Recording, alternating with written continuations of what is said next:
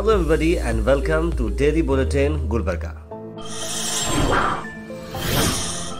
आइए सबसे पहले नजर डालते हैं आज की सबसे अहम खबर जो कि अभी भी आई है ब्रेकिंग न्यूज़ की शक्ल में, जो कि एक लेटर आया है commissioner health and family welfare services की तरफ से। इसके अंदर ये बताया जा रहा है, जिसे हम पिछली बार कहा था कि प्राइवेट हॉस्पिटल को किस तरह से इन्वॉल्व होना है कोविड के ट्रीटमेंट में और वो सहायता ले सकते हैं प्राइवेट होटल्स का।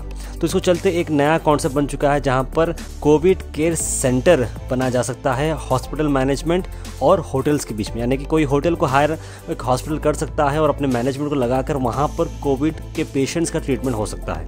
इसके अंदर ये बताया जा रहा है कि only eligible Covid positive patient जो एसिम्टोमेटिक होते हैं या जिन्हें माइल्ड जो सिम्टम्स होते हैं उन्हें ही एडमिट किया जा सकता है इस कोविड केयर सेंटर के अंदर, और इसकी इत्तला जो है सारी की सारी हेल्थ अथॉरिटीज़ को दी जानी चाहिए और वहाँ पर मेडिकल स्टाफ अवेलेबल होना चाहिए, एम्बुलेंस होनी चाहिए और पेशेंट्स की हेल्थ मॉनिटरिंग होनी चाहिए।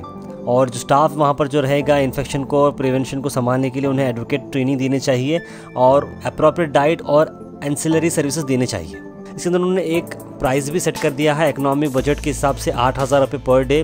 3 स्टार होटल अगर रही तो 10,000 रुपये है और 5 स्टार अगर होटल रही तो मैक्सिमम 12,000 तक वो चार्ज कर सकते हैं पर डे।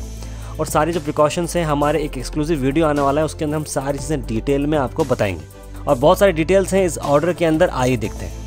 बहुत लोगों के अंदर एक नेगेटिव स्टिग्मा सा दौड़ रहा है कि होम क्वारंटाइन अवेलेबल नहीं है, अगर हमें जाकर गवर्नमेंट फैसिलिटी में होना पड़ेगा पॉजिटिव होने के बाद, तो उनको ये चिंता से दूर होना पड़ेगा क्योंकि अब वो एक प्राइवेट होटल में जा सकते हैं जहाँ पर एक प्राइवेट हॉस्पिटल उन्हें मैनेज कर सकता है। लेकिन अलग अलग शहरों में इसको किस तरह से फॉलो किया जाएगा वो तो वक्त ही बताएगा। उसके बाद नजर डालते हैं गुलबर्गा शहर के कोविड-19 के केसेस पर। गुलबर्गा शहर में आज कुल मिला के 85 नए पॉजिटिव केसेस आए हैं और अफसोसजनक 2 और डेथ शामिल हैं और साथ साथ 41 लोग नए डिस्चार्ज भी हो चुके हैं। एरियाज की अगर हम बात करें तो फिर से एरियाज बहुत ज़्यादा हैं और बड़ा अफसोस हो रहा है कि गुलबर्गा शहर के अंदर हर एरिया के अंदर केस निकल रहा है। शामिल है पटेल कॉलोनी डबराबाद, शामिल है मकतामपुर, खाजा कॉलोनी, तारफेल, वृद्धनगर, अलशरा कॉलोनी, तिमापुरी सर्कल, मुस्लिम चौक, MS की मिल, सेंट्रल जेल, SP ऑफिस के अंदर भी कई सारे केसेस आज बाहर आए, सेंट्रल जेल के अंदर भी केसेस बाहर आए, सपना बेकरी, गोताई नगर है, महालक्ष्मी लेआउट है, Santosh clinic, Atharva clinic, Sangameshwar colony, Kailash Nagar, 7 Gumbad, Bakshi हवेली, आश्रया कॉलोनी, बड़ेपुर, विद्यानगर और भी बहुत सारे केसेस हैं जहाँ पर सेडम आलंद के अंदर भी बहुत सारे केसेस आए हैं। हाल ही में आया हुआ इंचार्ज मिनिस्टर गोविंद कारजोल का एक ऑर्डर जहां पर उन्होंने कहा कि मैरिजेस को फंक्शन हॉल्स या टेंपल्स में इजाज़त नहीं है और जिसको भी मैरिज करना हो, शादी करना हो तो वो रजिस्ट्रार के पास आएँ और शादी करें। इस चलते इम्तियाज़ सिद्दीकी और कई सारे सोशल वर्कर्स ने मिलकर एक स्टेप उठाया। उन्होंने कहा कि माइनॉरिटीज़ रजिस्ट्रार के पास शादी नहीं कर सकते, वो शादी कर सकते हैं तो खाजी के सामने, क्योंकि वो एक इस्लामिक लॉ है और एक फंडामेंटल राइट है हर एक मुस्लिम की। उस पर उन्होंने बात करते हुए आज एक मेमोरेंडम दिया DC ऑफिस पर। निकाह जो होता है वो एक मुअज्जिन, इमाम, कोई हाफिज कुरान कोई आदमी पढ़ा सकता है, रजिस्ट्रार नहीं कर सकता हमारी शादी। और खास करके ऐसी सेंसिटिव मैटर्स में डिस्ट्रिक्ट इंचार्ज मिनिस्टर को ये इल्म नहीं, तो वो ऐसे बयानात ना दिया करें। कौन मुल्ला, कौन मौजन, कौन पंडित यहाँ है, कोई भी कास्ट वालों के, हिंदू रहंदे, मुस्लिम रहंदे, हिंदू कास्ट में भी सब रजिस्टर में शादी नहीं करते, उनकी भी शादियाँ नहीं होती, उनको भी 7 फेरे लेना पड़ता है। सब रजिस्टर में कहाँ 7 फेरे लेंगे? जो हमारा धर्म हमको बताता है कि इसके जो रूल्स एंड रेगुलेशन, जो प्रिंसिपल्स है कि खाजी को लेना और विटनेसेस को लेना, लेकर एक प्रिंसिपल्स के तहत हमारे को ये शादी मुकम्मल करना रहता, जो कि रजिस्ट्रार में पॉसिबल नहीं है। एक कॉमन सेंस की बात है, जब आप एक स्टेटमेंट दे रहे हैं तो पूरे जात धर्म के लोगों को ध्यान में रखते हुए आपको स्टेटमेंट देना है। ऐसा नहीं कि दिल में जो आए आप वो स्टेटमेंट दे देंगे। हमारे खिलाफ जो ये एक सियासत खेली गई है, ये कोरोना को रोकने के लिए नहीं बल्कि अल्पसंख्यक यानी कि माइनॉरिटी को, खास तौर पे मुसलमानों के खिलाफ ये सियासत खेली गई है। Incharge minister Govind Karjol.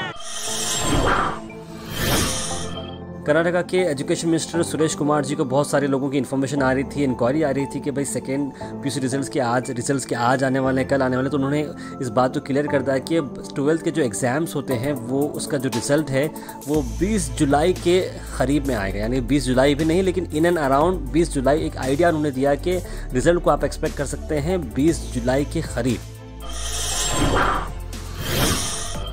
आखिर में हम बात करने वाले हैं SDPI गुलबर्गा ने प्रोटेस्ट किया आज DC ऑफिस पर। उन्होंने बीजेपी कर्नाटका के खिलाफ ये एक बात कही कि 3000 करोड़ का ये स्कैम बताया जा रहा है। SDPI का ये मानना है कि कर्नाटक सरकार ट्रांसपेरेंट नहीं है, उन्होंने बहुत सारी चीजें छुपाई हैं और कोविड-19 के रिलीफ फंड का जो है एक्सपेंस क्लियरली उन्होंने नहीं बताया है। वो डिमांड कर रहे हैं कि स्टेट गवर्नमेंट कोविड-19 के रिलीफ फंड्स के सारे एक्सपेंसेस को ट्रांसपेरेंटली पब्लिक को बताए। सेंट्रल गवर्नमेंट और स्टेट गवर्नमेंट का भी एक रोल क्या रहा है, क्या चल रहा है, इनका डिटेल क्या एक्टिविटीज़, क्या पब्लिक से रिलेटेड सोच कर ये काम कर रहे हैं बोलकर एक पब्लिक में कन्फ्यूजन है, बहुत सारा एक कन्फ्यूजन था।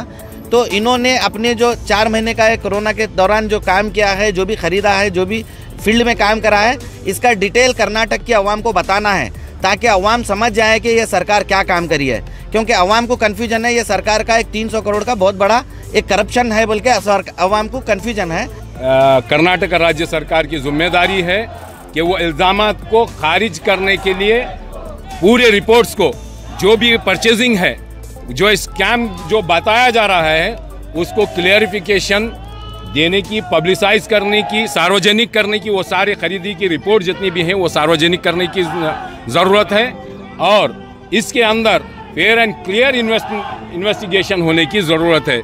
Social democratic party of India ये मुतालबा करती है कि अवाम खौफ में है और उनके खौफ में रख करके पॉलिटिक्स नहीं की जा सकती है और पब्लिक के पैसे को मिस अप्रोप्रिएशन और मिस यूटिलाइजेशन या स्कैंडल्स नहीं कर सकती है। ये social democratic party of India का कर्नाटक का राज्य से डिमांड है, मुतालबा है कि इसके ताल्लुक से वो जितनी भी खरीदारी है वो पब्लिसाइज किए और सार्वजनिक करे और फेयर एंड क्लियर इन्वेस्टिगेशन किया जाए। Mohammad Mohsin, district leader SDPI Gulbarga.